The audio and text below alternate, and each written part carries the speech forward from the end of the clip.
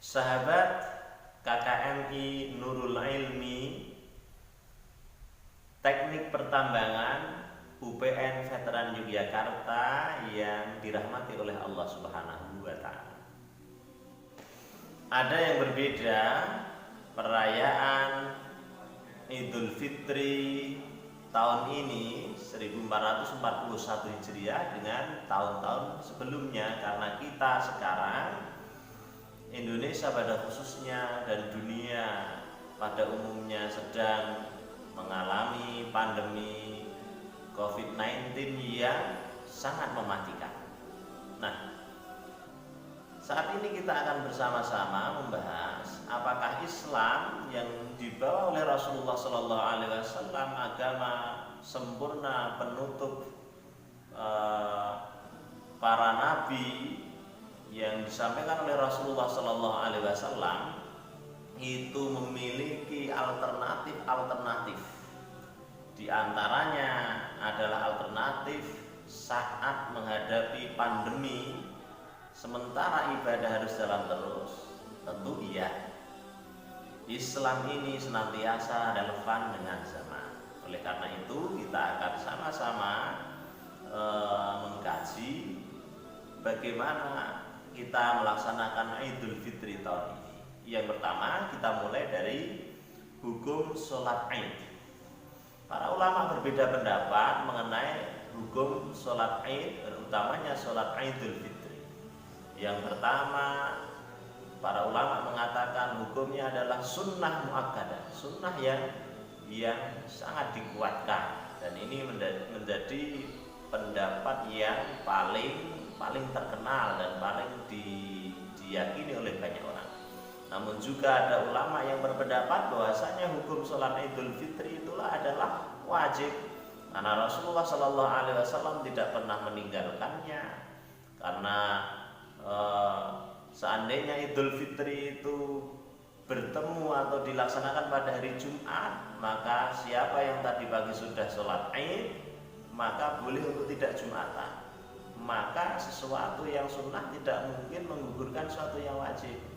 Maka Idul Fitri kemudian dihukumi wajib. Nah, terlepas dari itu semua, tentunya kita dalam melaksanakan ibadah sudah pada aspek hati, sudah pada aspek kecintaan kepada Allah Subhanahu wa Ta'ala, dan tidak kemudian fokus ini sunnah atau wajib, tapi yang jelas segala bentuk ketaatan itu lebih utama untuk terus kita istiqomah dan kita kerjakan. Karena pentingnya sholat Idul Fitri itu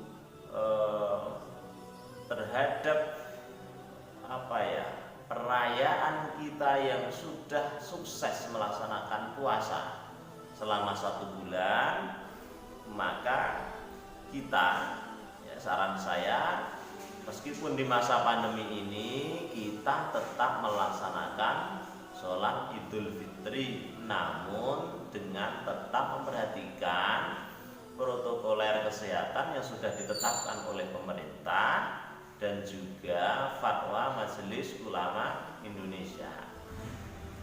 Sahabat-sahabat mahasiswa KKMI Nurul Ilmi yang saya cintai, dengan begitu kita sebagai mahasiswa yang tentunya berpikir secara ilmiah dan berkemajuan, tidak perlu memaksakan seperti orang-orang awam harus berkumpul dengan kerumunan massa yang banyak, sehingga justru kita memberikan sumbangsih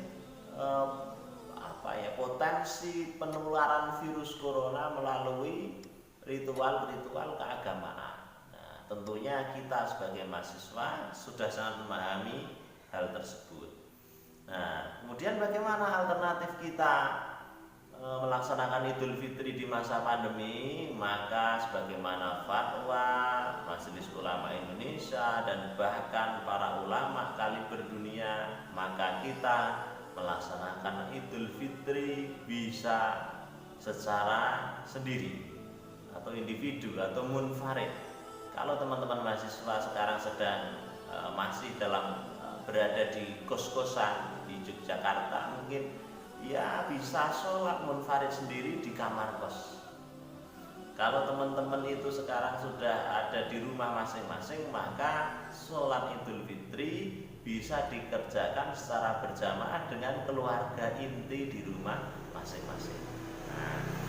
Apakah sholat Idul Fitri sendiri itu berbeda dengan sholat Idul Fitri berjamaah di masjid jami atau masjid agung atau tanah lapang?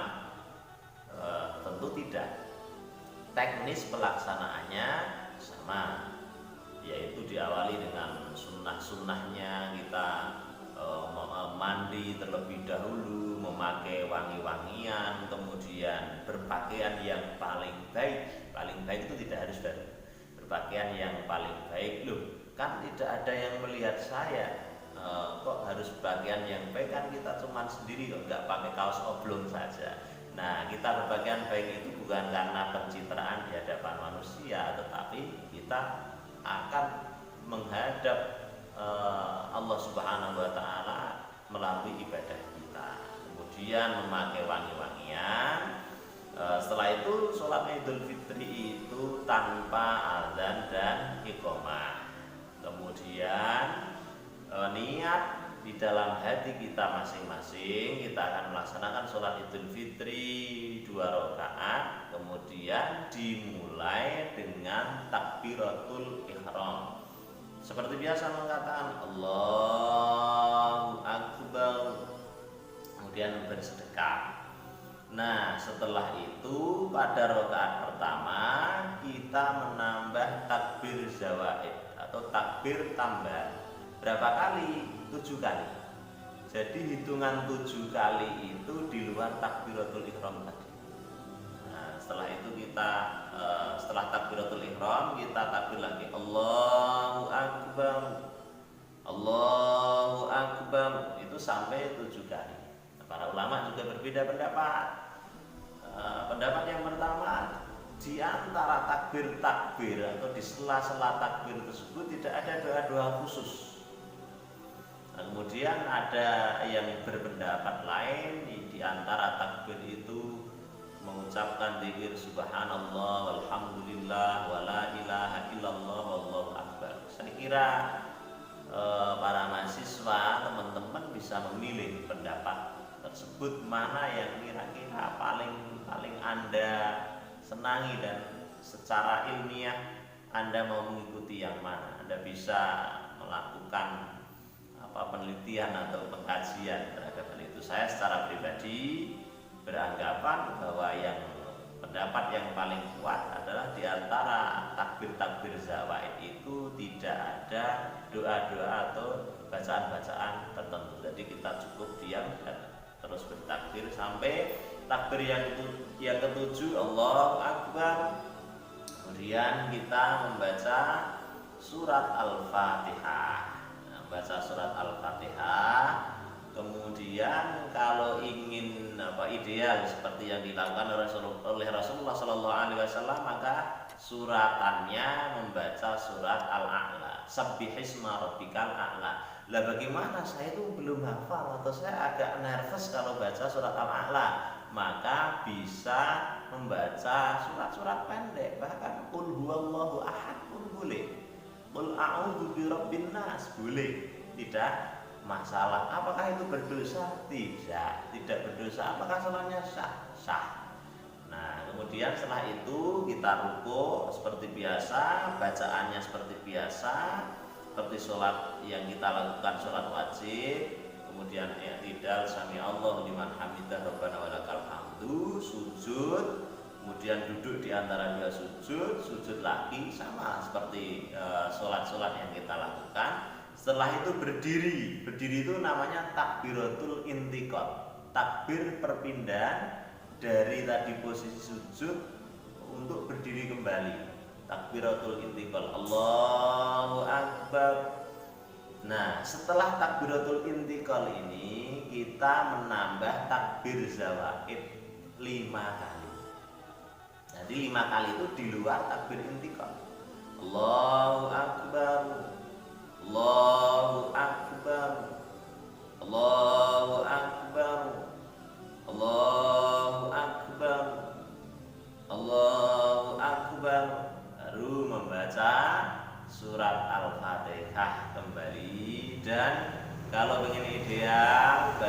surat Al-Ghasyiyah. Hal ataka haditsul ghasyiyah sampai selesai. Tapi kalau saya nervous kalau baca itu sebenarnya sudah hafal, cuman agak ragu atau saya belum hafal, bisa pakai suratan yang pendek yang teman-teman hafal. Yang lain, inna a'tayna kal kautsar juga boleh sah. Setelah itu seperti biasa kita lanjutkan sampai tahiyat akhir dan mengakhiri dengan salam. Assalamualaikum warahmatullahi wabarakatuh. Assalamualaikum warahmatullahi wabarakatuh. Nah, terus pakai khutbah tidak? Nah, saya membaca fatwa dari Darul Ifta Al-Misriyah. Para ulama-ulama Mesir itu berfatwa, ya kalau kita sholat sendiri, ya tanpa khutbah. Kita sholat sendiri tanpa khutbah. Misalnya kita sholat di kos-kosan atau kita sholat sendiri. Adapun kalau kita sholat kemudian kalau mahasiswa kan belum punya istri, kita ada bapak, ada ibu kita, ada adik kita, maka kita bisa ada khutbah singkat. Khutbah itu tidak harus ideal seperti para kiai, para ustaz.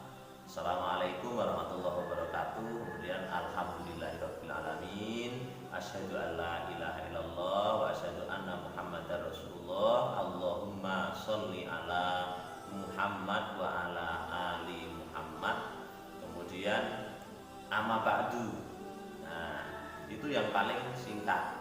Kemudian setelah itu teman-teman bersyukur kepada Allah, kemudian bersolawat pada Rasulullah pakai bahasa Indonesia. Setelah itu mengajak takwa.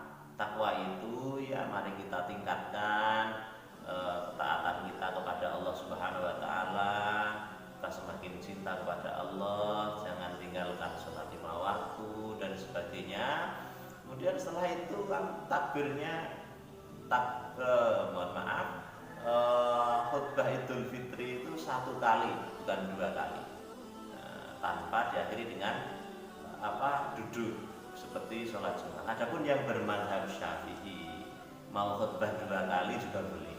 Nah, ini saya kira ragam perbedaan sebagai rahmatan lil alamin.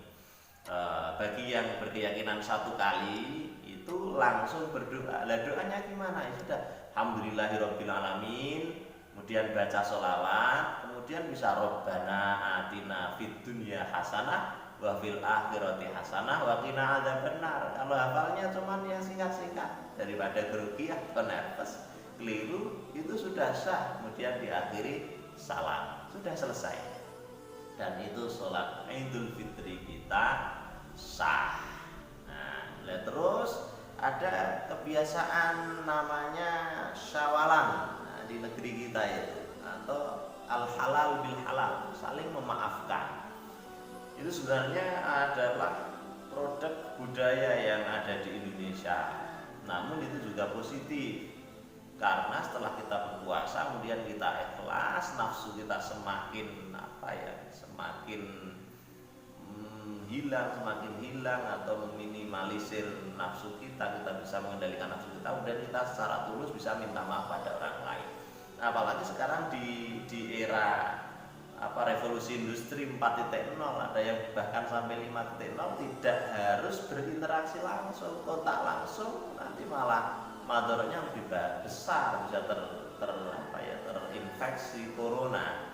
Nah, kita bisa menggunakan media atau teknologi yang ada, HP.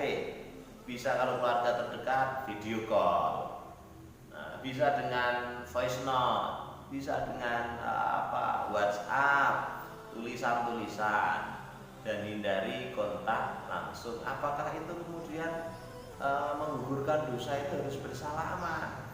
Nah, kalau itu dalam waktu yang normal, bukan pandemi, ya salaman. Tapi sekarang sedang terjadi pandemi, Islam itu mudah. Yassiru wala tu'assir, permudah jangan dipersulit. Maka kita bisa syawalan atau saling memaafkan, atau mengucapkan selamat Hari Raya Idul Fitri dengan Id Mubarak atau yang lainnya dengan virtual.